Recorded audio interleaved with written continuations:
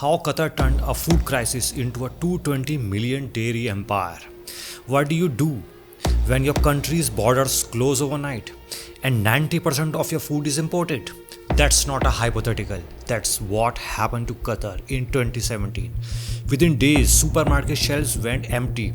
Dairy products gone. But instead of waiting for the crisis to pass, Qatar did something insane. They flew 4,000 cows into the desert. Yes, really. This is the story of Baladna, a company born in a crisis that turned food panic into a $220 million business. In just 2 years, it built a dairy empire from scratch, helped Qatar become self-sufficient, and today exports to over 11 countries. But how?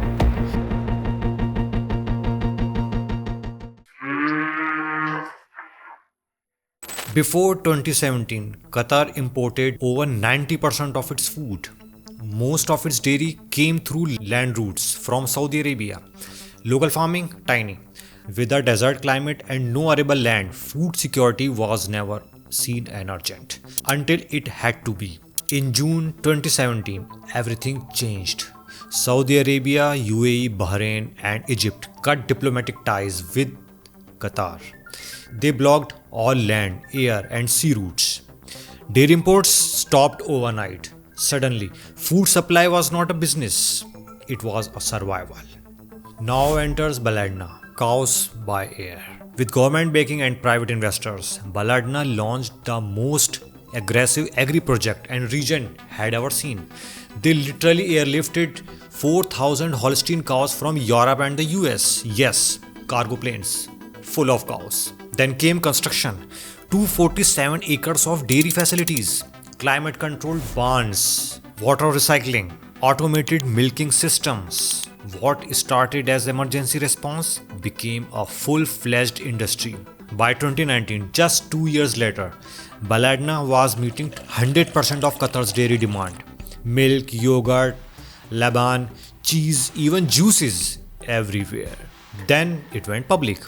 Baladna raised $392 million in its IPO. By 2023, it was making over $220 million in annual revenue with $42 million in profit. All from an idea that started in panic. After securing Qatar, Baladna didn't stop. It expanded to Kuwait, Oman, Afghanistan, and the Philippines.